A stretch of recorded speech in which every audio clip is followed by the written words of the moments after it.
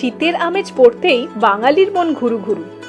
কিন্তু অফিসের ছুটি যদি না থাকে হাতে, তবে শনিবার সকাল সকাল বেরিয়ে এক ছুট্টে ঘুরে আসতে পারেন কলকাতা থেকে মাত্র 140 কিলোমিটার দূরে বাঁকুড়ার জয়পুর জঙ্গলে।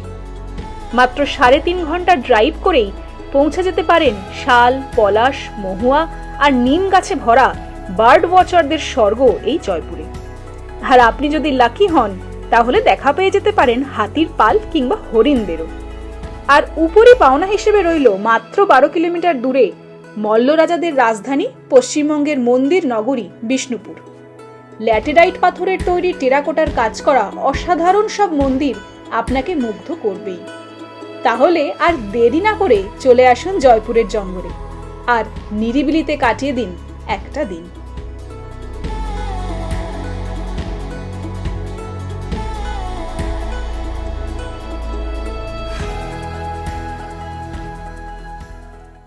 Hello and good morning everyone. আজকে হলো 21শে ডিসেম্বর, শনিবার, আর সকাল 6:15 বেজেছে। আর আমরা বেরিয়ে পড়েছি একটা নতুন রোড ট্রিপের উদ্দেশ্যে। আজকে আমরা চলে যাচ্ছি কলকাতা থেকে খুবই কাছে বাঁকুড়া ডিস্ট্রিক্টে, সেখানে জয়পুর ফরেস্টে। অনেক দিনেরই আমাদের যাওয়ার ইচ্ছা ছিল, বিষ্ণুপুরটাও সাথে ঘুরে নেব। এটা কলকাতা থেকে খুবই কাছে, যেতে আমাদের মোটামুটি 3.5 থেকে 4 ঘন্টা লাগার কথা, কিন্তু কালকে রাত থেকে হঠাৎই বৃষ্টি শুরু হয়ে গেছে। তো এখনো বৃষ্টি কন্টিনিউ করছে হালকা হালকা। এখন বেরোনো যাক, দেখা যাক যে কত সময় লাগে। এখন বাজে 6:30 আর আমরা বেরিয়ে পড়েছি ফাইনালি। এখন আমরা আছি কোনা এক্সপ্রেসওয়ের উপর, সাঁতরাগাছি স্টেশনের যে রেলওয়ে ব্রিজটা রয়েছে তার কাছে। আর প্রচন্ড জ্যাম, দেখিয়ে দিচ্ছি রাস্তাটা।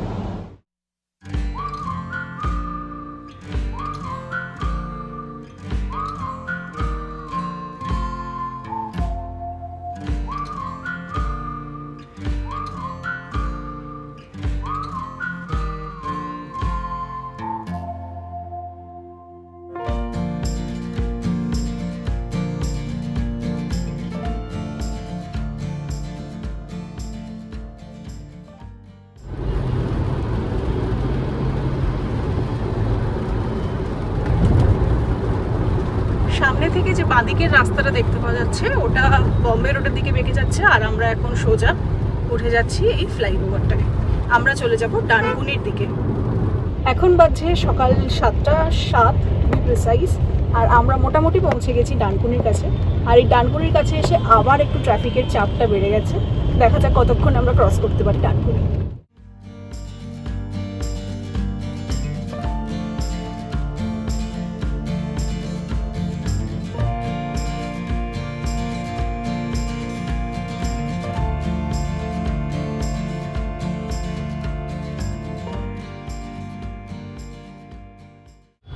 আমরা এখন ডানকুনি থেকে বাঁদিক নিয়ে নিচ্ছি টিএন মুখার্জি রোডের দিকে।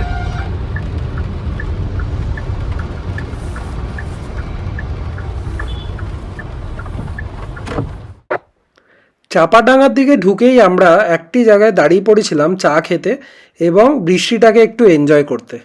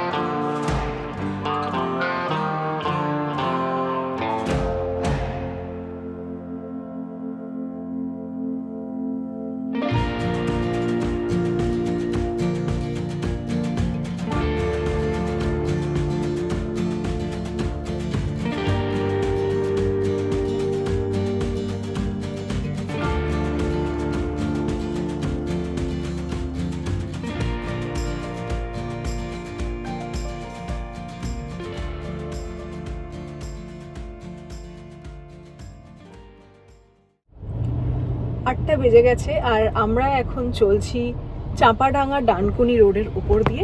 এই রাস্তাটা এমনিতে ঠিকঠাক, বাট মাঝে মাঝে অনেক প্যাচ ওয়ার্কের কাজ করা রয়েছে, ওখানে গাড়িগুলোর একটু যেতে অসুবিধা হচ্ছে। আর রাস্তাটা সিঙ্গেল লেনের ন্যারো রোড। আমরা জেনারেলি রোড ট্রিপে গেলে যেরকম চওড়া বিশাল 6 লেন হাইওয়ে দিয়ে একদম শাসা করে গাড়ি চালিয়ে যাই, সেটা এবারে করা যাচ্ছে না, একটু অন্য রকমের রাস্তা দিয়ে আমরা আজকে যাচ্ছি।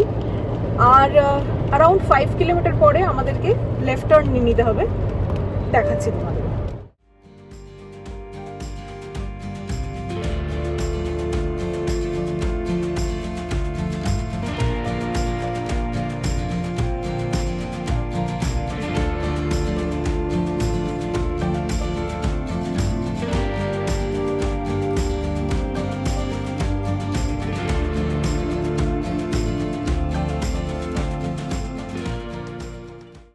এখন আমরা দামোদর নদ ক্রস করে যাচ্ছি, আর আমাদের লেফট টার্ন নিতে হয়নি, আমরা সোজা রাস্তা দিয়ে যাচ্ছি। আমরা এগিয়ে যাচ্ছি এখন আরামবাগের দিকে।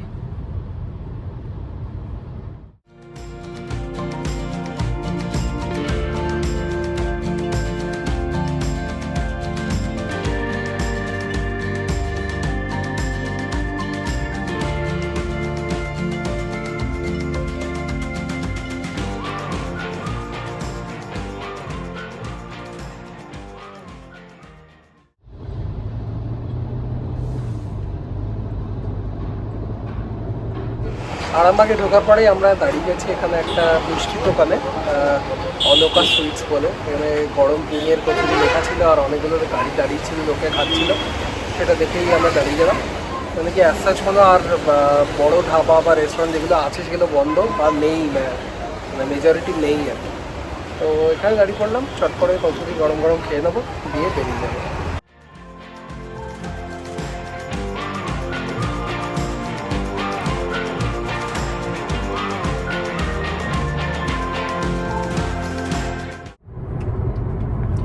আরামবাগ থেকে বাঁদিকে বেঁকে এখন আমরা উঠে যাচ্ছি ন্যাশনাল হাইওয়ে 116 অ্যাডিশনালে। আর আমরা এখন এই যে রিভার ব্রিজটায় উঠছি, নিচেই রয়েছে দ্বারকেশ্বর নদী।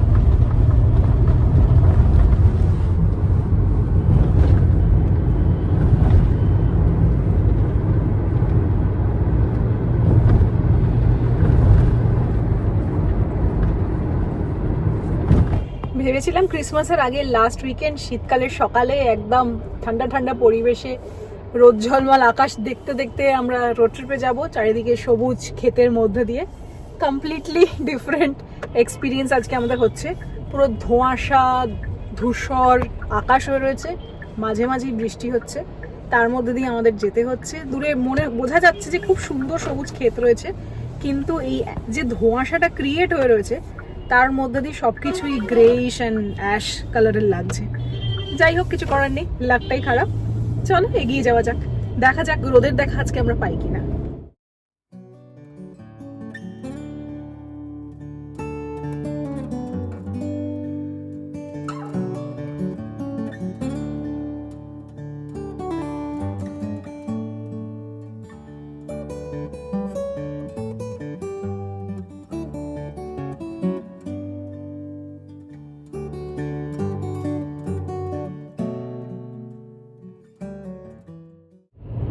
ঘড়িতে বাজছে 9:25 আর আমরা এখন এন্টার করলাম বাঁকুড়া ডিস্ট্রিক্টের মধ্যে। এতক্ষণ আমরা হুগলি দিয়ে আসছিলাম, ফাইনালি আমরা বাঁকুড়ায় এন্টার করে নিয়েছি। আর আমাদের হোটেলে পৌঁছতে লাগবে 44 মিনিটস, আর ডিস্টেন্স বাকি রয়েছে 31 কিলোমিটার মতো।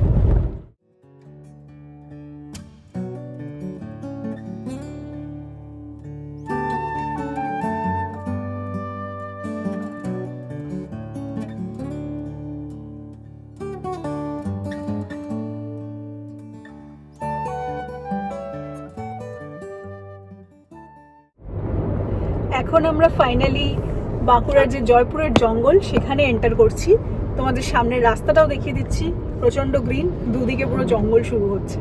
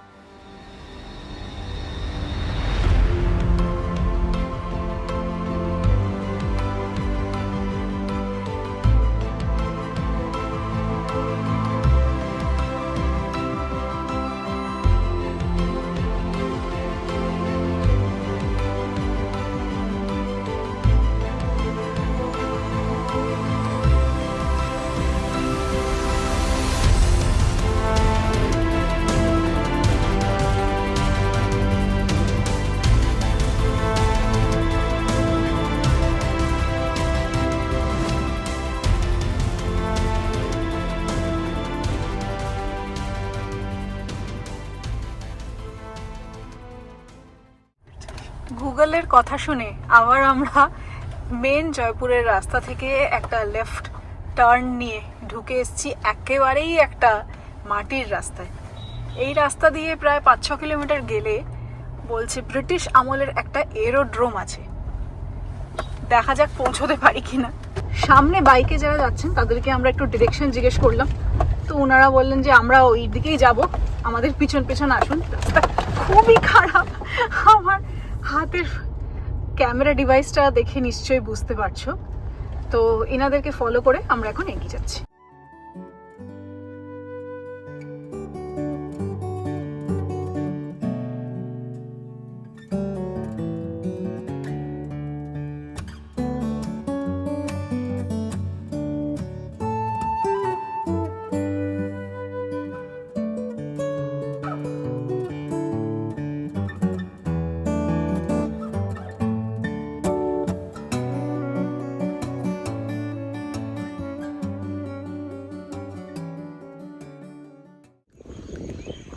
মোটামুটি রাস্তা একটা অ্যাডভেঞ্চার এক্সপিডিশন করে আমরা ফাইনালি পৌঁছে গেছি বিষ্ণুপুর এরোড্রোমে।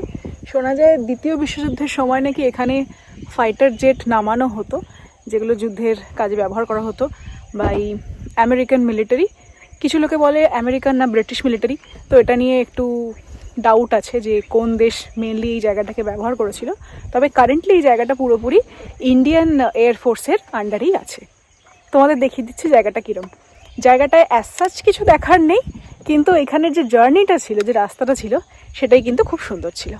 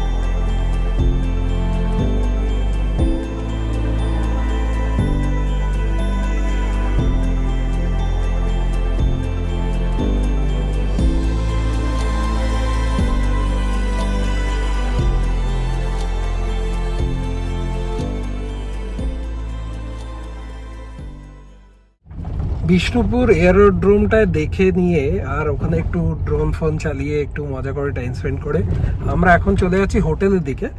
একটু ড্রাইভারটা চেঞ্জ করে নিয়েছি, কেন কি আমি একটু ড্রোন ফোন চালাচ্ছিলাম আর মেঘদীপা তখন এসে ড্রাইভ করছিল। তা আমরা এখন চলে যাচ্ছি এইভাবেই হোটেলের উদ্দেশ্যে। হোটেলে ফোন করেছিলাম, ওরা আমাদের চেক ইন টাইম 1টায় ছিল, কিন্তু ওরা বললো যে রুম রেডি আছে, আমরা চলে আসতে পারি। তো এখন চলে যাচ্ছি হোটেলে, গিয়ে একটু ফ্রেশ হয়ে নেবো, স্নান টান করে নেবো, খাওয়া দাওয়া করে তারপরে বেরোবো, একটু বিষ্ণুপুরের দিকে যাব, ওই একটু ঘুরতে আশপাশটা। তো এখন যাওয়া যাক হোটেলে। রাস্তা এখনও দুর্গম, কেন কি ভেতর ভেতর দিয়ে যাচ্ছি আমরা, জঙ্গলের মধ্যে দিয়ে একদম গিয়ে পৌঁছাবো হোটেলের পাশে একদম।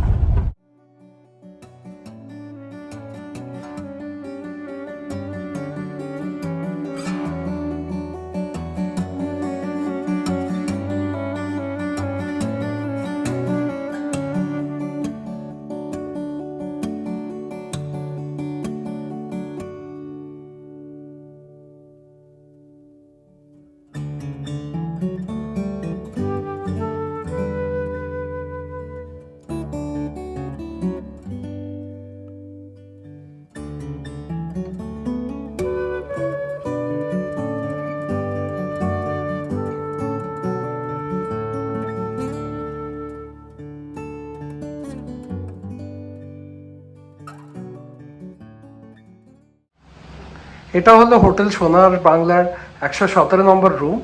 এই হোটেলটা এখনো পুরোপুরি কমপ্লিট হয়নি, এখনো প্রচুর কনস্ট্রাকশন চলছে, কিন্তু এই কিছু রুম এখানে রেডি হয়ে গেছে, যেমনটা দেখতে পাচ্ছেন। এই পুরো করিডোরটা অলমোস্ট রেডি আছে, আরও এইদিকে গার্ডেন ফার্ডেনও আছে, বেশ সুন্দর বড় গার্ডেন, পেছন দিকে অনেক বড় গার্ডেন আছে, আমি আপনাদের সেটা দেখাচ্ছি।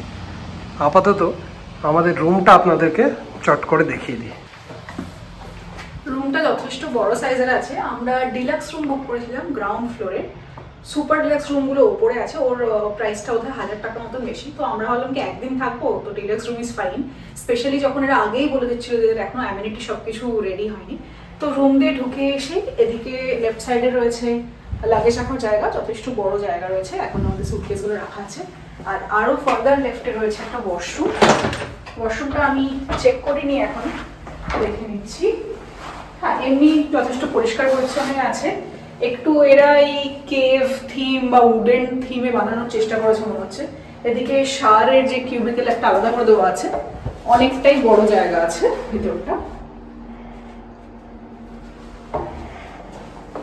এদিকে একটা ড্রেসিং মিরর আছে বড়। বেরিয়ে গিয়ে ওয়াশরুম থেকে বেরিয়ে গিয়ে ওয়ার্ড্রোব দিয়ে রেখেছে এখানে। এখানেও ওয়ার্ড্রোবটাও একটু উডেন থিমের মধ্যে করার চেষ্টা করেছে, এই গাছের এরকম ডিজাইন দিয়ে বানিয়েছে। যথেষ্ট জায়গা আছে, নর্মাল যেমনি হয় ওয়ার্ড্রোব। আর এদিকে ইলেকট্রিক কেটেল, চা কফির কিট দিয়ে রেখেছে। এখানে একটু অন্য কিছু জিনিসপত্র রাখার। আর নিচে রয়েছে মিনি ফ্রিজ। আর এখান থেকে আমরা এসিটা কন্ট্রোল করতে পারি, মনে হচ্ছে সেন্ট্রালাইজড এসি এরা বানিয়েছে, তাই জন্য এখানে এইভাবে টেম্পারেচার সুইচ দেওয়া আছে। এদিকে এসে আছে একটা কিং সাইজ বেড। বেডের দু সাইডেই সাফিসিয়েন্ট বেড সুইচ সবকিছু দেওয়া আছে। আর এদিকে একটা 2 সিটার 3 সিটার সোফা আর টেবিল আছে। এখানে একটা জায়েন্ট সাইজের টিভি আছে, সামনে অল্প কিছু ডেস্ক এবং জিনিসপত্র রাখার জায়গা দেওয়া আছে। এদিকে একটা উইন্ডো আছে, কিন্তু উইন্ডোটা ফিক্স, ওটা খুলে দেখাচ্ছি না, কেন কি এখনো ওই দিকটা কনস্ট্রাকশনই চলছে, সেরকম কোনো ভিউ নেই অ্যাজ সাচ। আর এদিকে একটা বড় ব্যালকনি আছে, যদিও আগেন ভিউটা হচ্ছে পুরো কনস্ট্রাকশনে, কিন্তু এই ব্যালকনিটা যদি এরা প্রপারলি এদিকটা যদি সাজিয়ে টাজিয়ে দেয়, তাহলে আমার মনে হয় ব্যালকনিতে বসে চাটা খেতে সকালে খুবই ভালো লাগবে। তো এই ছিল আমাদের রুম ট্যুর। ভালো একটা এরা থিমে বানিয়েছে, একটু আর্দি উডেন টাইপের থিমে বানিয়েছে, কিন্তু পুরোপুরি যতক্ষণ না এই প্রপার্টিটা রেডি হচ্ছে ততক্ষণ এর পুরো ফিলটা নেওয়া যাচ্ছে না। তো এই ছিল রুম ট্যুর। এখন আমরা ফ্রেশ হব, দিয়ে লাঞ্চ অর্ডার করব, খেয়ে একটু রেস্ট নিয়ে হয়তো আবার একটু ঘুরতে বেরোবো।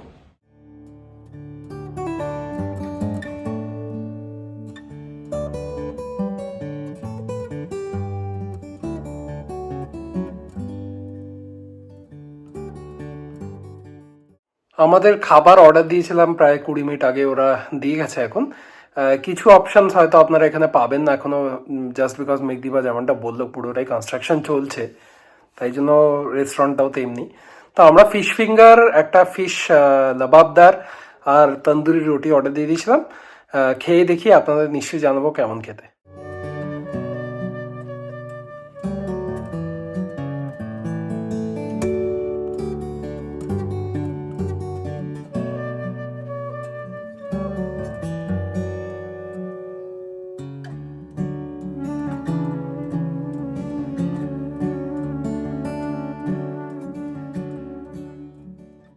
এখন আমরা এসে পৌঁছেছি প্রথমেই নন্দলাল টেম্পলে। এখানে আমাদের ইচ্ছা ছিল এই পোড়ামাটির মার্কেটটা দেখার, বাজারটা দেখার, কিন্তু এসে খুঁজতে খুঁজতে আমাদের অবস্থা খারাপ হয়ে গেছে, অনেক গলিকুচি। তো এটা পেয়েছি, এখন সামনে দেখে নিচ্ছি। কালকে আবার পুরোটা ঘোরার প্ল্যান আছে, এখন যতটা পারছি সেটা করে নিচ্ছি।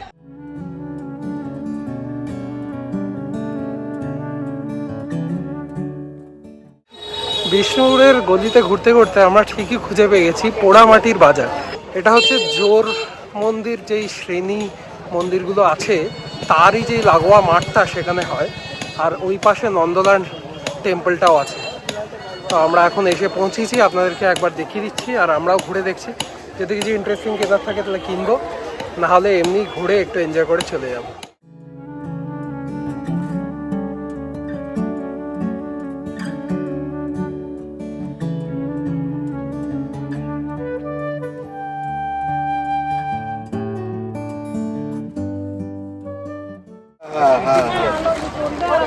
এই হাটে এসে আমরা এই একটা দোকান থেকে কয়েক রকমের জিনিস কিনলাম। এক হচ্ছে ওইদিকে দেখতে পাচ্ছি কিছু কালারফুল দুর্গা ঠাকুর বা গণেশ ঠাকুরের মূর্তি ছিল, মানে মাটির কাজ আর কি, খুবই সুন্দর, সেগুলো নিলাম। আর এদিকে আরও ঘোড়া আছে, বেচা, বিভিন্ন রকমের কাজ দেখতে পাচ্ছেন, কাপ, চায়ের কাপ সব আছে। তো আপনারা আসলে নিশ্চয়ই এখান থেকে শপিং করতে পারেন। আমরা এই দুটো তিনটে জিনিস নিলাম বাড়ি সাজানোর একটা।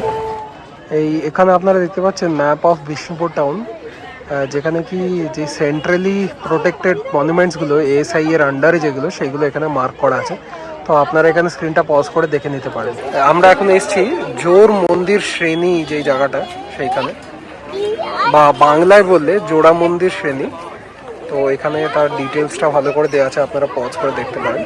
এখানে পরপর অনেকগুলো মন্দির আছে আর প্রত্যেকটাই টেরাকোটার, আর খুবই সুন্দর দেখতে। আর এরই পাশে যেই পোড়ামাটির হাটটা বললাম সেটা, এদিকে টেম্পল 3 আর 2টা পরপর দেখা যাচ্ছে, আর এইদিকে টেম্পল 1টা আছে গাছের আড়ালে, অসাধারণ লাগছে। এখন চলে যেতে হবে, তার কারণ এখানে ক্লোজিং টাইম হয়ে গেছে। তো কালকে আমরা যদি আসবো, আর এখানে আর আসবো না, কিন্তু অন্য মন্দিরগুলো দেখবো। এখন চলে যাচ্ছে। এখন আমরা আবার হাটের দিকেই যাব। এটা বন্ধ হয়ে যায় 5টার সময়। তো আপনারা পারলে 5টার আগে চলে আসবেন, 5টার পর থেকে এন্ট্রি অ্যালাউড না হয়। কিন্তু হ্যাঁ, এখন বেরিয়েও যেতে বলছে, আমরা বেরিয়ে যাচ্ছি। কিন্তু বেশ ভালো লাগলো এখানে এসে। মানে কমপ্লেক্সটার মধ্যে 3খানা মন্দির আছে ছোট ছোট টেরাকোটার, খুবই সুন্দর দেখতে।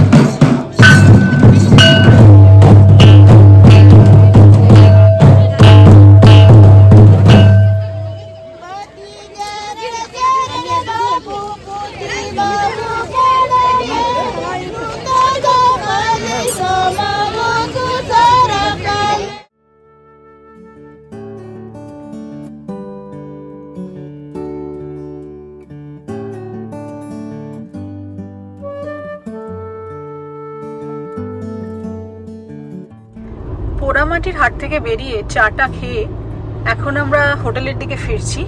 আর যেমন দেখতেই পাচ্ছ, সামনে রাস্তাটা একদম ঘুটঘুটে অন্ধকার হয়ে গেছে, দুদিকে পুরো ঘন জঙ্গল, বেশ একটা গা ছমছম করা ব্যাপার।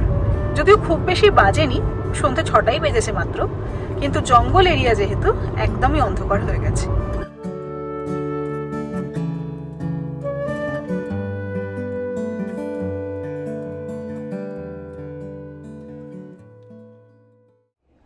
ঘড়িতে বাজছে 6টা 21 আর আমরা পৌঁছে গেছি আবার হোটেলে আমাদের।